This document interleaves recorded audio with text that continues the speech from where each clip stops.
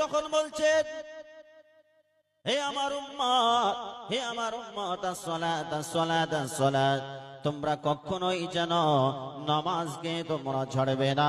বিশ্ব নবীজি সালাত সালাত বলতে বলতে ইহকাল ত্যাগ করে পরলোকে গমন করলেন।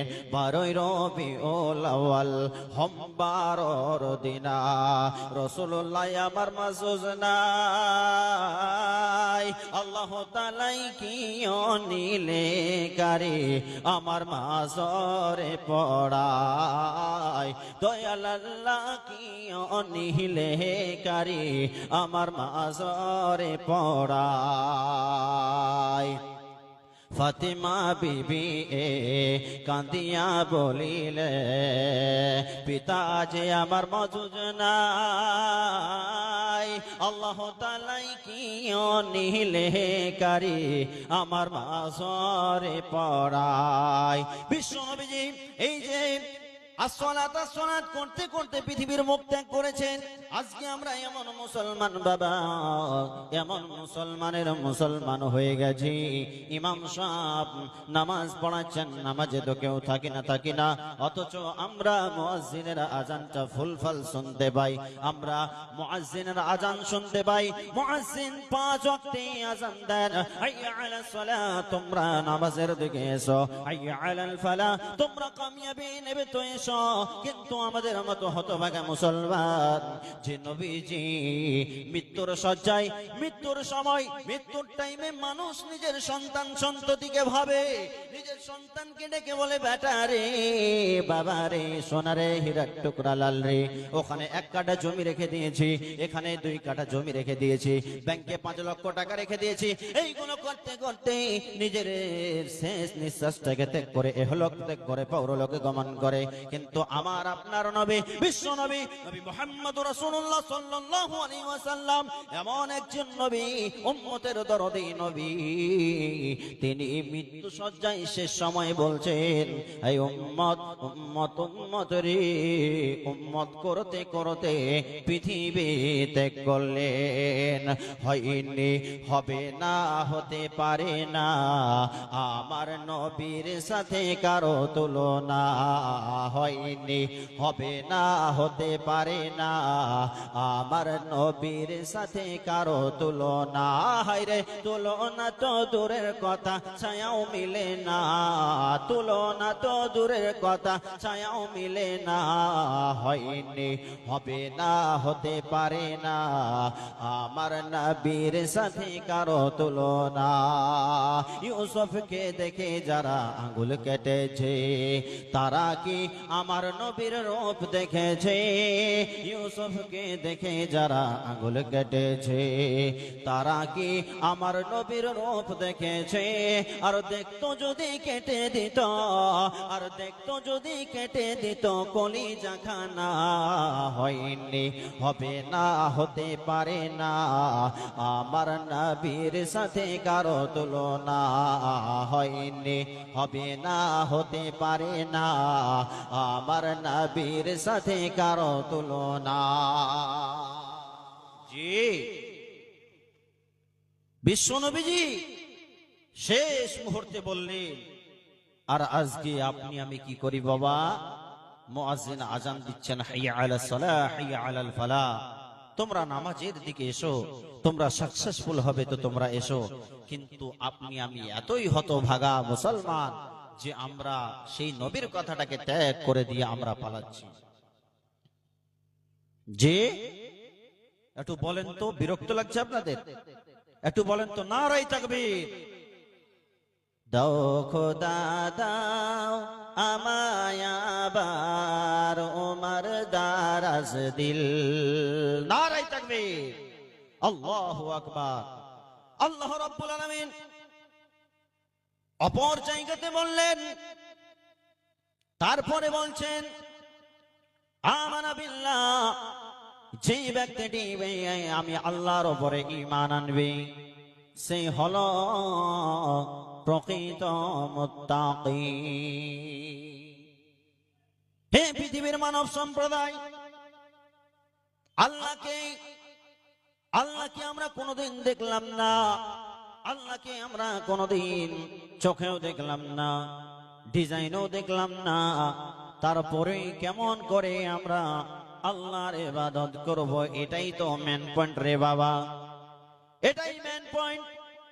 আল্লাহ রাব্বুল আলামিন বললেন, ওয়া আমানা বিল্লাহ, বান্দা তোমরা কি করো? আমি আল্লাহর উপরে তোমরা বিশ্বাস স্থাপন করো।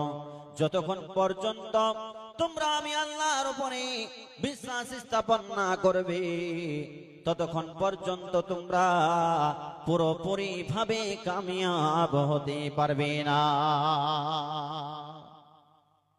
এক কথায় আল্লাহ রাব্বুল আলামিনের উপরে ঈমান আনতে হবে। ঈমানের বাংলা আবিধানিক অর্থ হচ্ছে বিশ্বাস। আল্লাহ রাব্বুল আলামিনের উপরে বিশ্বাস রাখতে হবে। রাখবো তো সবাই? বলেন তো ইনশাআল্লাহ। আছে কি সবারই বিশ্বাস আছে বাবা? কি ব্যাপার গো, কথা বলে না? আছে সবার বিশ্বাস আল্লাহর উপরে? একটু হাতটা তোলেন তো বাবা, তোলেন তো একটু। আলহামদুলিল্লাহ, খুশি হলাম, খুব খুশি হলাম। আরেকবার হাতটা তুলতে বলবো। তো যাই হোক, আল্লাহ রাব্বুল আলামিন বললেন তোমরা কি করো? তোমরা আমি আল্লাহর উপরে বিশ্বাস স্থাপন করো, যেমন করেছে হযরতে বিলাল রাদিয়াল্লাহু তাআলা আনহু, এবং যেমন করেছে আল্লাহর নবী এবং তার সাহাবী বর্গগণ। ঈমানের বিষয় নিয়ে ছোট্ট করে দুইটি ঘটনা আপনাকে শোনাই। একটি হলো পুরুষদের জন্য, আর মহিলাদের জন্য যদি না বলে মহিলারা আবার রাগ করবে, এই কোন বক্তারে বাবা শুধু পুরুষদের জন্য ওয়াজ করছে, মহিলাদের জন্য ওয়াজ করে না। বাবা আমার, ভাই আমার, শুনুন ঘটনাটি শুনুন। হযরত বিলাল রাদিয়াল্লাহু তাআলা আনহুকে যখন মরুভূমির প্রান্তে, মরুভূমির বালুতে উমাইয়া যখন কষ্ট দিচ্ছে, উমাইয়া যখন তাকে মারছে, পিটছে, পাথর যখন বুকে চাপিয়ে দিচ্ছে, তখন যেন বিলালকে বলছে, বিলাল তুমি বলো আজকের দিনে তোমাকে কি বাঁচাবে? তুমি তো খুব আল্লাহ আল্লাহ করতে, তোমার আল্লাহ কই, তোমার রব কই, তোমার মাবুদ কই? দেখেন ঈমান বিশ্বাসের জন্য আল্লাহ কত ভালোবাসে। বিলাল বলছে আহাদ, আহাদ, আমি আল্লাহ এক, আমি আল্লাহর গোলাম। এই কথাটি মনে করে বিলাল ঈমানটাকে আর ছাড়ে না। এইবার উমাইয়া বলছে, বিলাল তুমি বলো তোমার আল্লাহ তোমাকে বাঁচাবে কি? বলো আজকে আমার হাত থেকে কে তোমাকে বাঁচাতে পারবে বলো? তখন বিলাল বলছে, আহাদ, আহাদ, আমার আল্লাহ আছে, আমার আল্লাহ এক। এই কথা যখন বারবার বলছে, তখন যেন এই দৃশ্যটি বিশ্বনবী যেন দেখছিলেন দাঁড়িয়ে দাঁড়িয়ে। এমন সময় বিশ্বনবী সাহাবাবর্গদেরকে এক জায়গাতে করে বলছেন, হে সাহাবাবর্গগণ, তোমরা কে আছো গো? আজকের দিনে আমার বিলালকে তোমরা কিনে এনে দিতে পারবে? যখনই কথা বলা, তখনই আবু বকর সিদ্দিক রাদিয়াল্লাহু তাআলা আনহু লাব্বাইক ইয়া রাসূলুল্লাহ বলে বলছেন, ইয়া রাসূলুল্লাহ, আমি বিলালকে আপনার কাছে নিয়ে আসব। আবু বকর চলে গেলেন, বিলালকে কিনে নিয়ে আসলেন। এইবার বিলালকে বিশ্বনবীকে দিয়ে বলছেন, ইয়া রাসূলুল্লাহ, বিশ্বনবীজি গো, আমি বিলালকে কিনে নিয়েছি, বিলাল এখন আমার। এই বিলালকে আপনাকে আমি হাদিয়া করে দিলাম। সুবহানাল্লাহ বলা যায় না একবার? জোরে হলো নাও, আরো জোরে। বিলালকে যখন কিনে নিয়ে আসলেন, আবু বকর এবং বিশ্বনবীকে যখন দিলেন, ইয়া রাসূলুল্লাহ, বিশ্বনবীজি গো, এই হলো বিলাল, আমি কিনে নিয়ে আসলাম এবং বিলালকে আপনাকে দিয়ে দিলাম। বিশ্বনবীজি তখন বললেন, ও বিলাল রে। তখন বিশ্বনবীজি বললেন, বিলাল তুমি এই কাজ করেছো, এমন কাজ করেছো, বিলাল আমি নবী খুশি হয়ে গেছি রে বিলাল, আমি খুশি হয়ে গেছি, আমার আল্লাহ খুশি হয়ে গেছে। এই কথা যখনই বললাম, বিলাল তোমাকে আমি চাকরি না দিয়ে থাকতে পারছি না, তখন বিলালকে যেন যে মসজিদের বিশ্বনবী ইমাম, সেই মসজিদের মুয়াজ্জিন করে দিলেন বেলালকে। পৃথিবীর ইতিহাসে প্রথম আযান দিয়েছেন বেলাল। জোরে জোরে বলুন না সুবহানাল্লাহ। দেখো কেমন ঈমান এনেছে আমার নবীর সাহাবারা, সেই যুগের সাহাবারা। দেখো কেমন ঈমান এনেছে আমার নবীর সাহাবারা, সেই যুগের সাহাবারা। হযরত বেলাল এনেছেন ঈমান কত কষ্ট করে, কত কষ্ট করে। মরুভূমির গরম বালুতে তাজা রক্ত ঝরে, তাজা রক্ত ঝরে। তবু বেলাল এনেছেন ঈমান লা ইলাহা পড়ে। দেখো কেমন ঈমান এনেছে আমার নবীর সাহাবারা, সে যুগের সাহাবারা। বাবা মার আপনাকে বলতে চাই বাবা, একজন বেলাল কালো ঠোঁট মোটা লোক, সে বেলালকে যদি আমার আল্লাহ এত ভালোবাসেন যে বেলালকে বিশ্বনবী পৃথিবীর মুখে জান্নাতের সার্টিফিকেট দিয়ে দিয়েছিলেন, বেলাল রে তুমি জান্নাতি, সে বেলালের মতো কি আপনি আমি আল্লাহকে খুশি করতে পারি না? বলে পারবো তো ইনশাআল্লাহ। তারপরে আল্লাহ রাব্বুল আলামিন বলছেন ওয়াল ইয়াউমিল আখিরি, তোমরা কি করো? আখিরাতের প্রতি বিশ্বাস স্থাপন করো। তোমরা আখিরাতের প্রতি বিশ্বাস স্থাপন করো। আপনি আমি এমন মানব, আপনি আমি এমন লোক, আখিরাতের প্রতি বিশ্বাস আমাদের উঠে গেছে। জি উঠে গেছে না? সবাই বলেন তো কথা ঠিক, ঠিক না ভুল? জোরে বলেন না বাবা, ঠিক না ভুল? ঠিক, আখিরাতের প্রতি বিশ্বাস উঠে গেছে। ইনি মাওলানা গাজল মসজিদের ইমাম, সবাই চেনেন তো? আমরা সবাই গাজল যাই তো।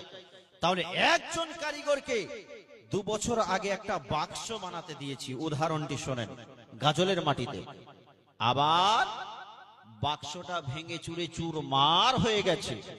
তখন কি করলাম? তখন আবার 2 বছর পর আমরা গিয়ে বলছি, ভাই ওই যে 2 বছর আগে যে ডিজাইনের আপনি বাক্সটা বানিয়ে দিয়েছিলেন, সে বাক্সটা কি বানা যাবে? সে কি না করবে? সে না করবে না, বলবে হ্যাঁ বানিয়ে দেব। কি বলবে? হ্যাঁ বানিয়ে দেব।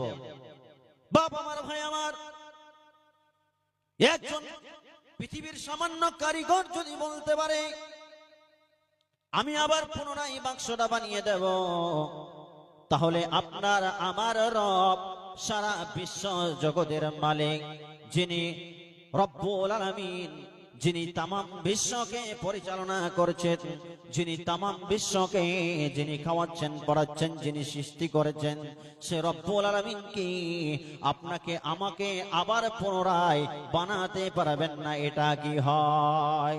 কখনোই নয়, কখনোই নয়। পুনরায় আপনাকে আমাকে আবার রব্বুল আলামিন বানাতে পারবেন বাবা। আখিরাতের প্রতি আপনাকে আমাকে বিশ্বাস স্থাপন করতে হবে। যদি আখিরাতকে, পরকালকে যদি হারাই, পরকালকে যদি বিশ্বাস না করি, তাহলে যেন ইহকাল চলে যাবে এবং পরকাল ধ্বংস হয়ে যাবে। ও বাবা, পরকালকে যেন বিশ্বাস স্থাপন করার জন্য পরকালকে যেন বিশ্বাস স্থাপন করতে হবে। যাইতে হবে পরপারে তোমায়, যাইতে হবে পরপারে। সোনারে দেহ তোমার মাটিতে মেশাবে, যাইতে হবে পরপারে। দুনিয়ার মায়ায় রহিলে পড়িয়া কি জবাব দিবি বন্ধু পরকালে যাইয়া, দুনিয়ার মায়ায় রহিলে পড়িয়া, কি জবাব দিবি বন্ধু পরকালে যাইয়া। মিজানের পাল্লা যদি না ভারী হয়, কেমনে যাইবে তুমি জান্নাতের ভিতরে? যাইতে হবে পরপারে তোমায়, যাইতে হবে পরপারে। ও বাবা, আপনাকে পরপারে যেতে হবে, এই বিশ্বাসটা স্থাপন করতে হবে আপনার দিল দিমাগের মধ্যে, আপনার মগজের মধ্যে আপনাকে ঢোকাতে হবে। আমাকে একদিন মরতে হবে, আমার হিসাব কিতাব হবে, একদিন বিচার দিবসে আমাকে যেতে হবে, এবং সেই বিচারের দিনে মালিক থাকবেন আল্লাহ রাব্বুল আলামিন। আল্লাহ রাব্বুল আলামিন সূরা ফাতিহার মধ্যে বলছেন মালিকি ইয়াউমিদ্দিন, আমি বিচার দিবসের মালিক। যে বিচার দিবসের মালিক কে গো? আল্লাহ। আপনার সে বিশ্বাসটুকু আছে? আল্লাহর উপরে বিশ্বাস আছে বলেন তো? আল্লাহর উপরে বিশ্বাস, আল্লাহর উপরে কি বিশ্বাস আছে? বিশ্বাস আছে। যদি আল্লাহর উপরে আখিরাতের উপরে বিশ্বাস আছে, তাহলে আপনার মেয়ে, আপনার ছেলে আপনাকে পরকাল হারিয়ে দিতে পারে, সেটা কি হুঁশ আছে আপনার? সেটা জ্ঞানে আছে? আচ্ছা বাবা বলেন তো, আখিরাত আল্লাহ, দুটি কথা বললাম, শর্টে সেরে দেব, আর তিনটি বাকি আছে। তো আপনি আমি আখিরাতকে বিশ্বাস করি তো বাবা? হিসাব দিতে হবে তো বাবা? দিতে হবে তো। তাহলে আপনার মেয়ে, আপনার ছেলে যে অবৈধ কাজ করে, এর হিসাব কে দেবে? আপনি থাকা সত্ত্বেও আপনার মেয়েটা ঢং ঢং করে হেঁটে চলে গেল বাড়ির বাইরে একটা অ্যান্ড্রয়েড মোবাইল নিয়ে, আর আপনি কিছু বললেন না, এরও হিসাব আপনাকে পরকালে লাগবে। ছোট্ট ছোট্ট বাচ্চা আছে বাড়িতে, তারা কি দেখে? তারা কার্টুন দেখে, তারা নষ্ট হয়ে যায়, এরও হিসাব আপনাকে দিতে হবে কঠিন কিয়ামতের ময়দানে। সুযোগ নাই, পার হওয়ার কোনো রাস্তা নাই। আপনার মেয়ের, আপনার ছেলের বয়স হয়েছে 20 বছর, 22 বছর, 30 বছর, আপনার সন্তান ছেলেরা পাগলের মতো ঘুরে বেড়াচ্ছে, আপনার মেয়েটা পাগলের মতো ঘুরে বেড়াচ্ছে। আপনাকে বাবা কঠিন কিয়ামতের দিনে আপনাকে কি দিতে হবে? জবাব দিতে হবে। আপনি মনে করছেন আমি মুত্তাকি, আমি পরহেজগার, আপনার মেয়েটা অবৈধ কাজে লিপ্ত থাকবে, মোবাইল নিয়ে ফোনে হেলো আর গেলো করবে অনেকগুলো যুবকদের সঙ্গে। আপনি দেখেন আজকে এই মার্কেটের মধ্যে মনে হবে আশ্বিন মাসে একটা কুকুরনির পিছনে 100 টাকা করে, আপনার কিনা 10টা করে কুকুর ঘুরে বেড়াচ্ছে। জামানা মোবাইলে খাইছে জামানা, ফেসবুকে খাইছে জামানা, মোবাইলে খাইছে জামানা, ইনস্টাগ্রামে খাইছে। অল্প বয়সে ছেলে মেয়ে প্রেমে জড়াইছে জামানা, মোবাইলে খাইছে জামানা, ফেসবুকে খাইছে। সকাল বেলায় বাবা বলে যাস রে কোথায়, বাবার কথা শোনার মতো সময় যে আর নাই। বৈকাল বেলায় বাবা বলে যাস রে কোথায়, বাবার কথা শোনার মতো সময় যে আর নাই। তাই রাস্তার পাশে বসে বসে, রাস্তার পাশে বসে বসে ছেলেরা ফ্রি ফায়ার খেলছে জামানা, মোবাইলে খাইছে জামানা, ইনস্টাগ্রামে খাইছে জামানা, ফেসবুকে খাইছে জামানা, মোবাইলে খাইছে। বিবাহিতা নারী যখন ফেসবুকে ঢোকে, হ্যান্ডসাম ছেলে দেখলে সে তো প্রেমে পড়ে। আর স্বামী সন্তান সব ছাড়িয়া, স্বামী সন্তান সব ছাড়িয়া নতুন প্রেমিককে ধরছে জামানা, মোবাইলে খাইছে জামানা, ফেসবুকে